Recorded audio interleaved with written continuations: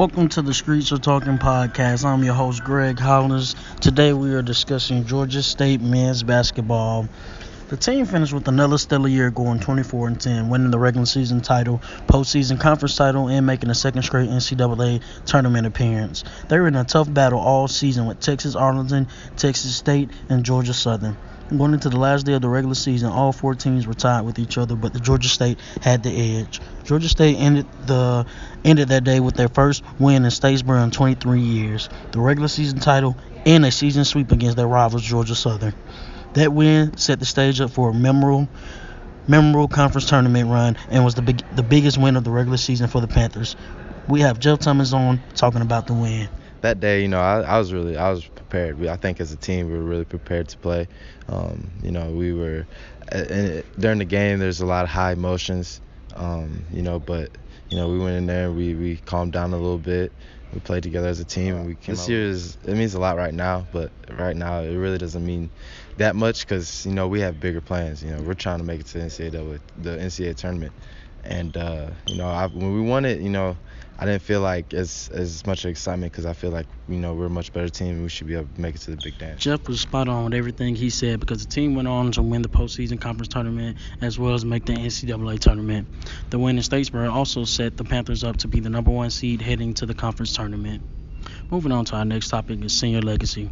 This senior class set the bar very high for Georgia State basketball. This season alone, they beat every college Division I program in the state. They also pulled off a shocking 21-point comeback win against the Alabama Crimson Tide, broke a 23-year program curse by winning in Statesboro against rivals Georgia Southern. They also made the NCAA tournament back-to-back years, which has never been done in school history. To cap it all off, they finished the season in their careers with 4 straight 20 or more wins in a season. I had Jordan Tyson, senior on the team, on my radio show last week, The Rundown, giving us a brief take on this year's senior class legacy. Here's a more in-depth discussion with Jordan about this year's senior class and their legacy and what they've done for the university and Georgia State basketball program. 23 years to be exact, right?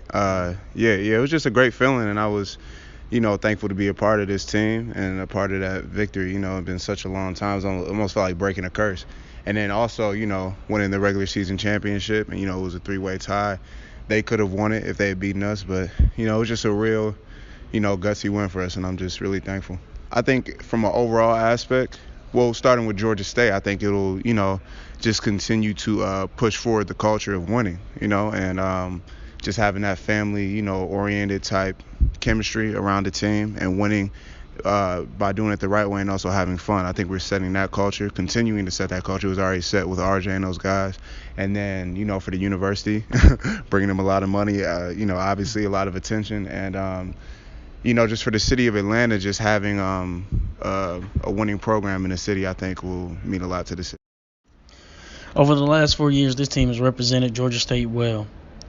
Also have given fans great moments and kept bidding on where R.J. Hunter, Kevin Ware, Ryan Harrell, and the rest of the 2015 team started. Can't wait to see what the future brings this great senior class leaving. Now moving on to our senior player spotlight topic. This year's team was loaded top to bottom. It had great scoring with DeMarcus Simons, great three-point shooting with Jeff Thomas and Devin Mitchell, also good guard play with Kane Williams and Damon Wilson. Every team needs a glue guy, especially with all this talent. The glue guy is a great leader and he helps manage egos. The glue guy also sacrifices his own success for team success. That guy was Malik Benlevy. He started all 34 games. He averaged 11.9 points per game and 5.9 rebounds per game while playing as an undersized center. He increased his field goal and three-point percentage every year at Georgia State.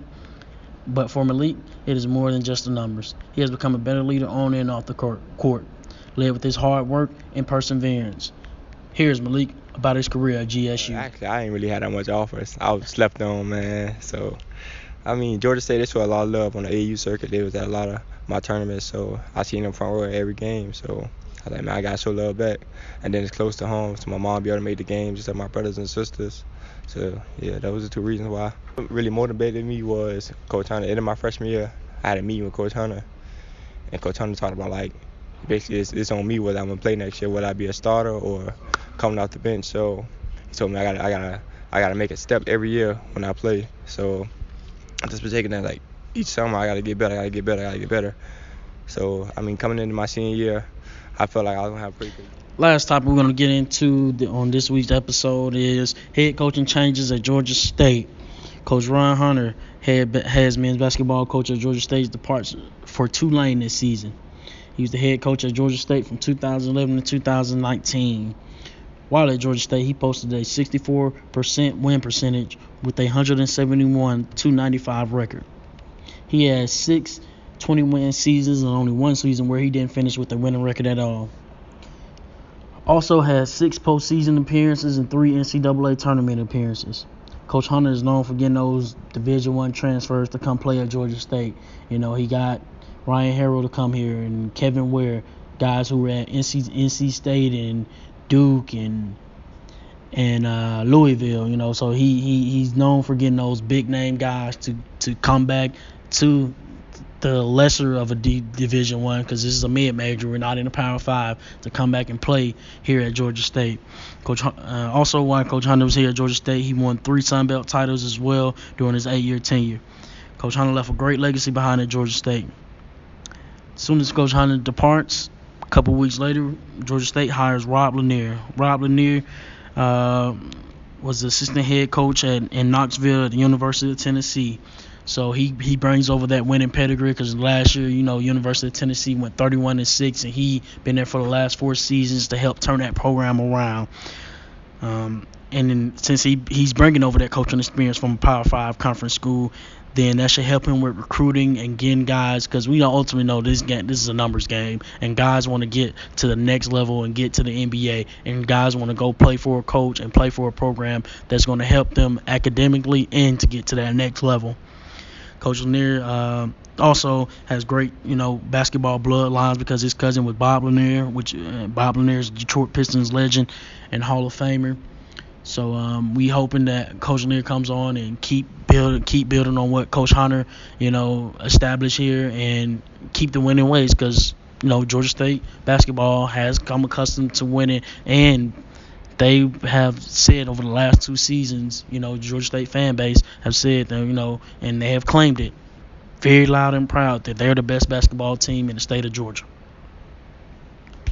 All right. That's all I have for you today, folks. Thank you for tuning in. I'm prolific, so gifted. I'm the type that's gon' go get it. No kidding. Break it down and swish in front of your feeling. Sitting on the steps, feeling no feelings. Last night it was a cold killing. Gotta keep the devil in his... Tune in next week when we discuss Georgia State football and see what they have to do this year to have a bounce back season. I am Greg Hollins, and thanks for listening to the Streets of Talking podcast, and look forward to having your ears again next week.